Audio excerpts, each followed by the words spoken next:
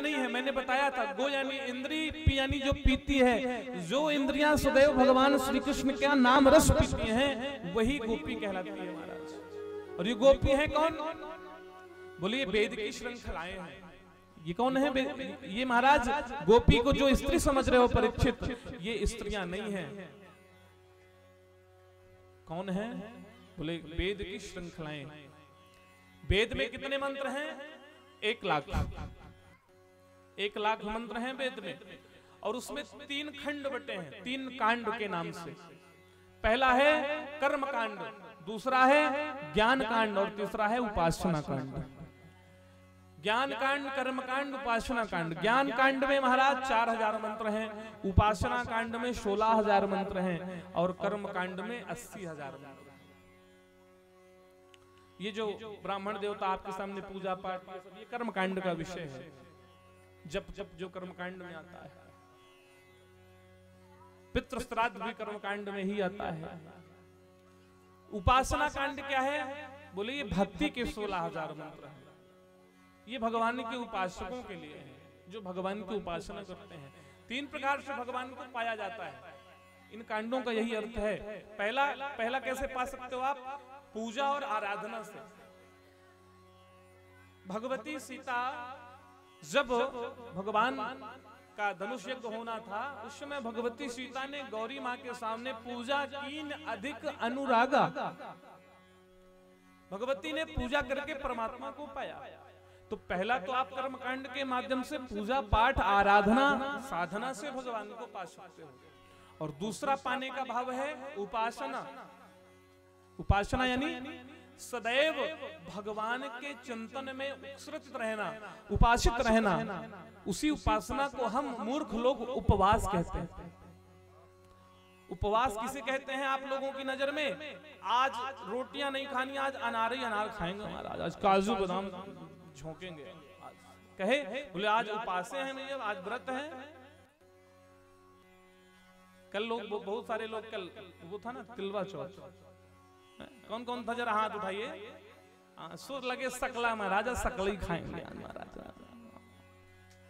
सुर लगे महाराज सामने धरे 1 किलो सकला, महाराज लगे बोले व्रत है। हाँ व्रत है, सकला चल रहे हैं महाराज, व्रत तब भी है।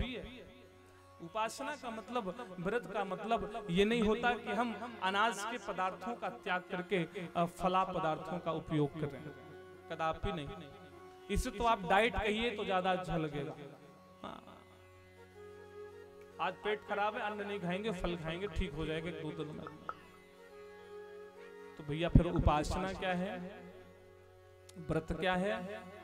व्रत का मतलब है आज हम पूरा दिन भगवान के चिंतन में डूबे रहेंगे, आज हम पूरा दिन भगवान के ध्यान में डूबे रहेंगे, आज हम पूरे दिन भगवान के चरित्र का श्रवण करेंगे।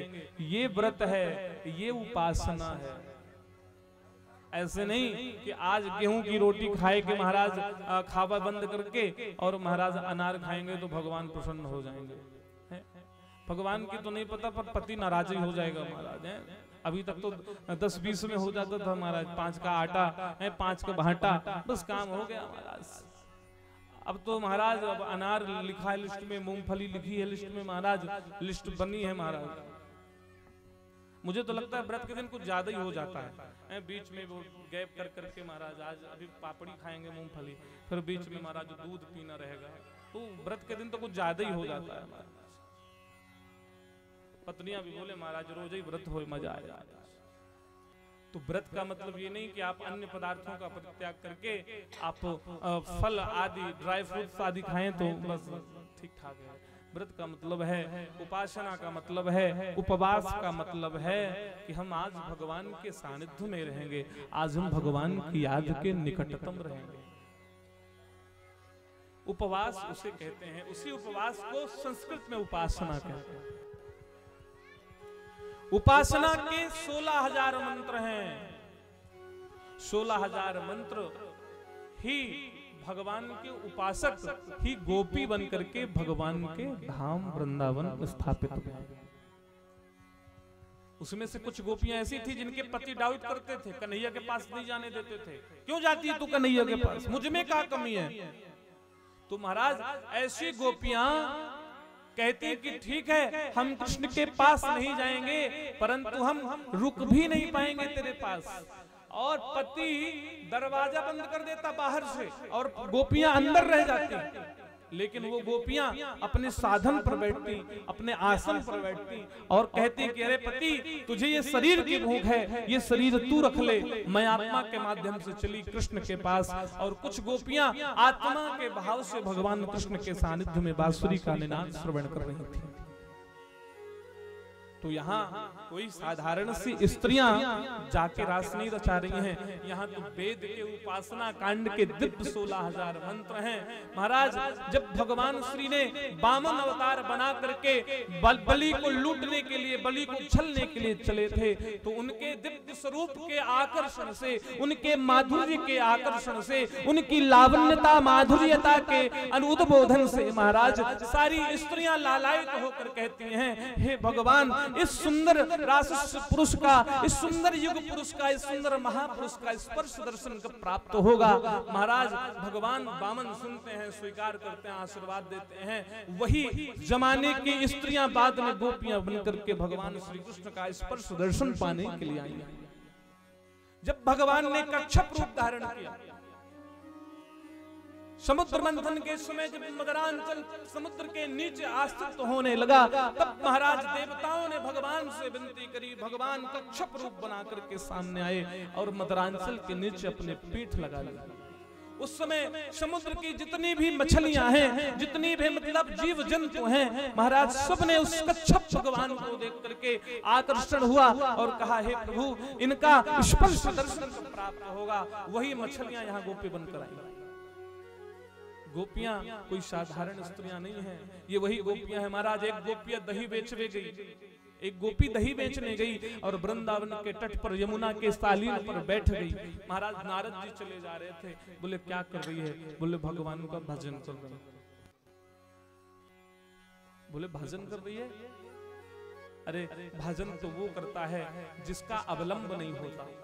जहां साक्षात परमात्मा है वहां तो सेवा की जाती है। कौशल्या ने, महाराज कौशल्या ने, यशोदा ने कभी भजन नहीं किया, क्यों? उसको क्या जरूरत है भजन करने की? भजन तो तब होता है, याद तो तब होती है जब पिया घर पर ना हो। जहां पिया घर पर है तो फिर महाराज उसे याद करने की क्या आवश्यकता है? उसकी तो सेवा करने की आवश्यकता है। जब साक्षात पति घर पे हो, साक्षात पत्नी घर पे हो, तो पति पत्नी की और पत्नी पति की याद पे क्यों मरे? अरे तू क्यों कृष्ण की याद में भजन कर रही है? कृष्ण तो तेरे गलियों में घूम रहा है। ओहो, नारद जी को डांटते उस गोपी ने कहा, अरे नारद जी, आप नहीं समझ पाओगे, कृष्ण तो मेरी रगों पे दौड़ता है, कृष्ण तो मेरी रगों पे दौड़ता है, पर जितना आनंद मुझे कृष्ण के सानिध्य में आता है, उससे कहीं ज्यादा 10 गुना आनंद मुझे कृष्ण की याद में आता है। इसलिए मैं कृष्ण का याद, कृष्ण का भजन करती रहती हूँ। हमारे हनुमान जी महाराज, राम जी ने कहा बुरिया बिस्तर बांधो, हनुमान चलना है, अब समय हो गया। हनुमान जी ने कहा कहाँ? बोले बैकुंठ चलिए, वहाँ सेवा करिएगा, काजू बादाम ड्राई फ्रूट छानिएगा, यहाँ कहाँ बंदर बने घूमेंगे। हनुमान जी ने कहा ये बताइए प्रभु, चला तो चलूंगा, आपकी आज्ञा टालूंगा नहीं मैं, पर ये बताइए वहां आपकी कथा होगी? राम ने कहा, हनुमान कैसी बात करते हो? कथा तो मेरी तब होती है जब मैं नहीं होता, मेरी याद के लिए कथा गाई जाती है। फिर कथा के चिंतन में जब भक्त भाव में डूब करके भावांजलि का दर्शन अनुभव करता है, तब मैं उसके भाव श्रद्धा में आकर हृदय के रूप में विराजमान हो जाता हूँ। और जहां मैं खुद रहूंगा, जहां मैं खुद आसीन रहूंगा, वहां मेरे कथा की क्या आवश्यकता? हनुमान ने कहा तो क्षमा करिए राम जी, आपके साथ नहीं जा पाएंगे, क्योंकि आपके साथ रहने में उतना आनंद नहीं आता जितना आनंद आपकी कथा श्रवण करने में आता है। हनुमान जी नहीं गए। इसलिए कोई भी यज्ञ हो, कोई भी अनुष्ठान, कोई भी कथा हो, हनुमान जी का एक ध्वज जरूर बनाया जाता है। क्यों? क्योंकि हनुमान जी के बिना कोई कथा अधूरी है महाराज। तत्र तत्र रघुनाथ कीर्तनम, जहां जहां भगवान का कीर्तन होता है वहां वहां हनुमान जी बिना बुलाए पहुंच जाते हैं। बुलाने की आवश्यकता तो हम मूर्ख मनुष्यों को होती है। जो भगवान को भगत होता है, जो भगवान की भक्ति करता है, उसे बुलाने की आवश्यकता नहीं होती, वो तो भगवान का नाम सुन करके चला आता है। बोलो राधे राधे। महाराज सुखदेव ने कहा, परीक्षित, वो 11 वर्ष के कृष्ण उन गोपियों से रास कर रहे हैं जो देवात्मना है, जो देवत्व को प्राप्त है। फिर 11 साल का बच्चा 100 साल की स्त्री को देख के काम बस नहीं होगा। इसलिए किसी भी स्थिति पर कृष्ण को यहां पर दोषी कहना उचित नहीं है। परीक्षित ने कहा, नाथ मेरा मतलब वो नहीं है, मेरा मतलब ये था कि प्रभु यदि भगवान ने ऐसा किया है तो भगवान को सूत्राधार समझ करके, भगवान को अवलंबित समझ करके महाराज लोग यदि ये करने लग गए तो कहां से काम चलेगा।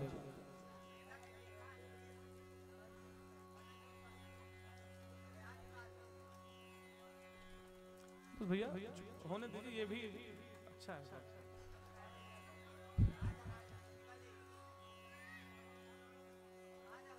मैं लोगों के घरों पे देखा करता हूं कि सुंदर वो जल गिरने वाला, वो क्या कहते हैं उसको,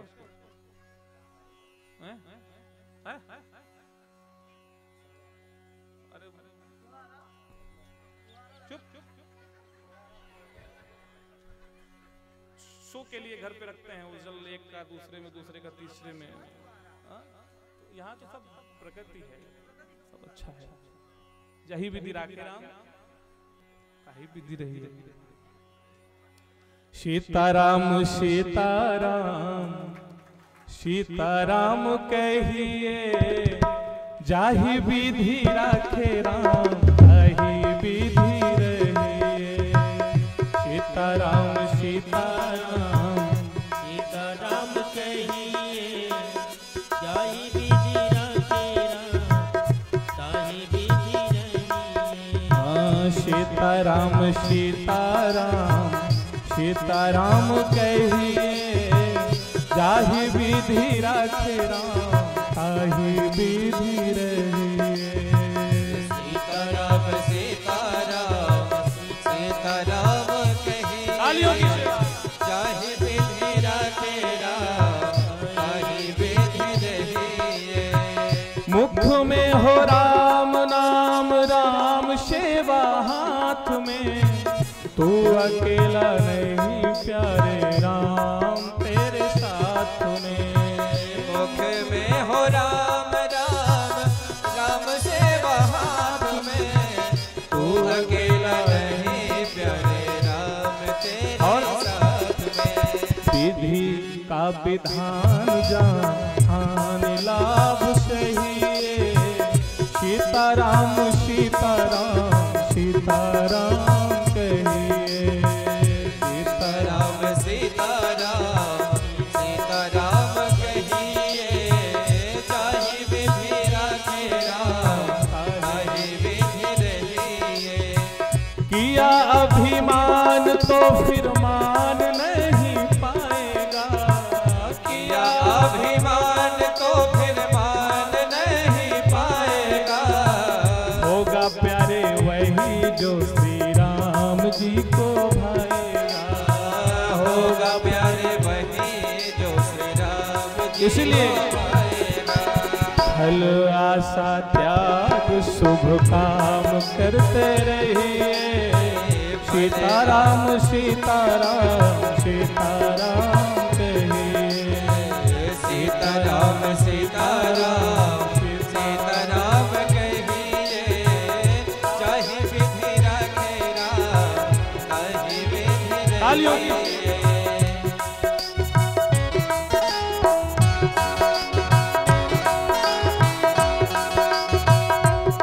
हरि बोल।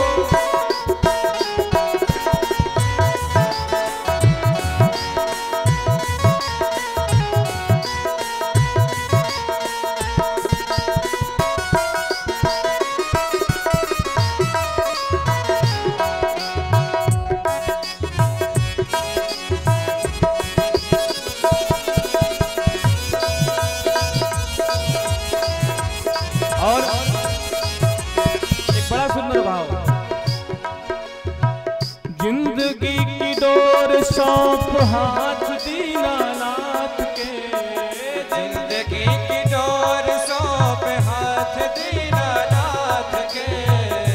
महलों में राखे चाहे झोपड़ी में वास दे, महलों में राखे चाहे झोपड़ी में वास दे।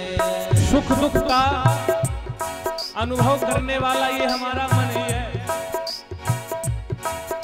महल मिल गया तो खुश, कुटिया मिल गई तो दुख। लेकिन जिन्हें पहले से ही कुटिया मिलती है वो उस कुटिया में भी सुकून से रहते हैं। ऐसा नहीं कि महल आपको सुख प्रदान करेगा, ऐसा कोई भाव नहीं निकलता महल से। वो तो आपको रहना है, चाहे आप महलों पे खुश रहिए चाहे आप कुटिया पे खुश रहिए, रहना आपको है। जिंदगी की डोर सौंप हाथ दीनानाथ के, जिंदगी की डोर सौंप हाथ दीनानाथ के। महलों में बास दे झोपड़ी का वास दे, महलों में राखे चाहे झोपड़ी में वास दे। धन्यवाद निर्विवाद राम राम कहिए, धन्यवाद निर्विवाद राम राम कहिए। ताहि विधि राखे राम ताहि विधि रहिए, ताहि विधि राखे राम ताहि विधि रहिए। दुनिया में किसी से आशा नहीं करनी है। संसार के लोग आशा पूरी नहीं कर सकते, पूरी करेंगे तो गाएंगे गाना। इसलिए आशा केवल राम है, भरोसा एक राम जी। पसनी पर भरोसा रखिए, ये देंगे तो महाराज कमी नहीं आएगी, नहीं देंगे तो कोई जान नहीं पाएगा मांगे कि नहीं मांगे।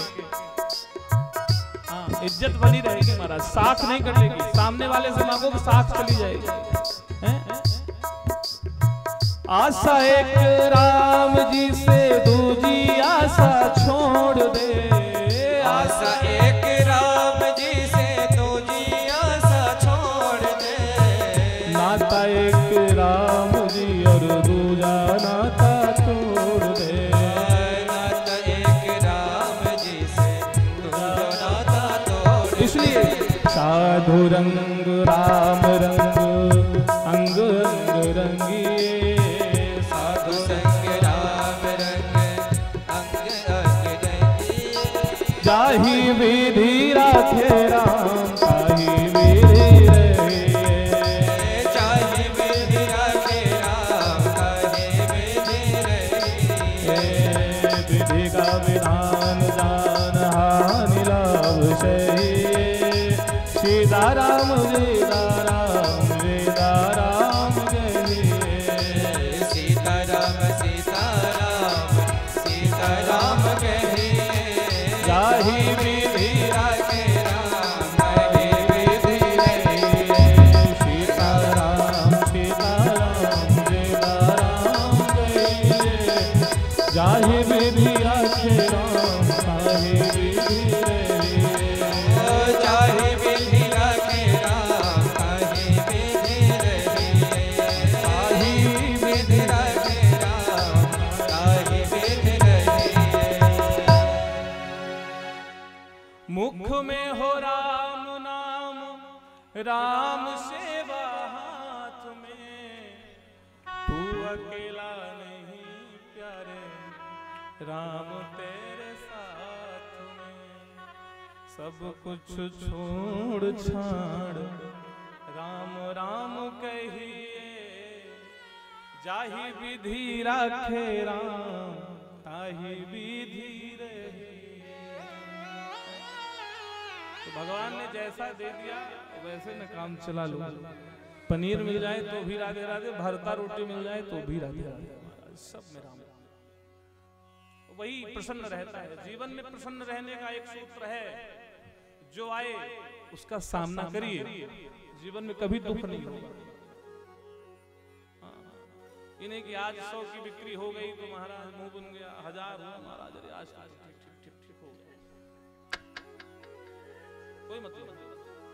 प्रसन्न रहना है जीवन में।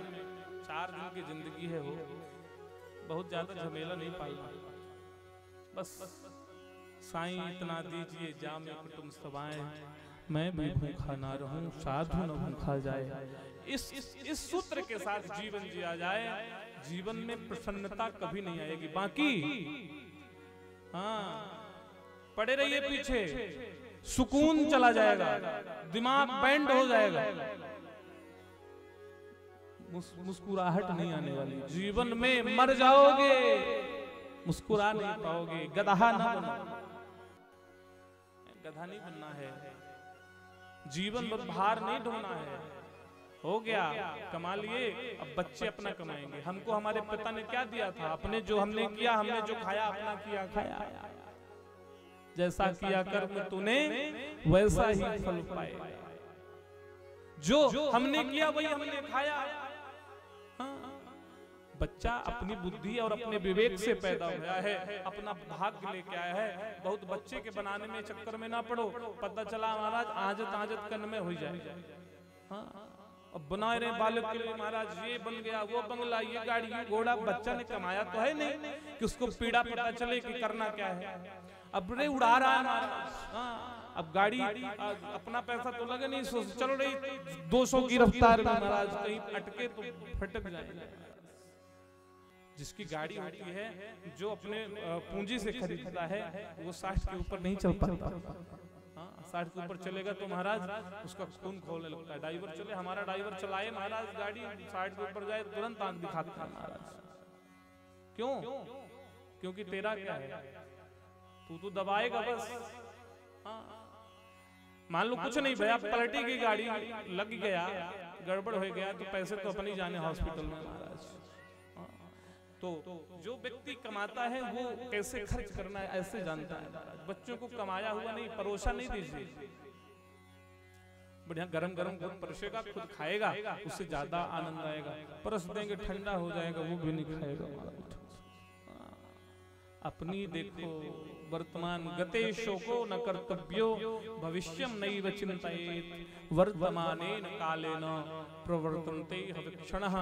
जो बुद्धिमान लोग होते हैं, जो बुद्धिजीवी लोग होते हैं, वो महाराज गत जो बीत गया, जो आने वाला है, उसका चिंतन नहीं, वर्तमानेन कालेन जो चल रहा है उस पर चिंतन करते हैं। क्यों? क्योंकि वर्तमान ही एक दिन भविष्य बनता है और वर्तमान ही भूत बनता है। वर्तमान जिसका अच्छा है उसका भविष्य भी अच्छा होगा, उसका भूत भी अच्छा होगा। और जिसका वर्तमान गड़बड़ हो गया भविष्य के चक्कर में, तो फिर वर्तमान ही तो भविष्य बनना है। जो बच्चा 5 साल की उम्र में बाप को गाली देगा, वो क्या करेगा बाद में बच्चे ही जाने, बाप ही जानेगा महाराज। उसका भविष्य तो पिता खूब अच्छी तरह जानेगा महाराज।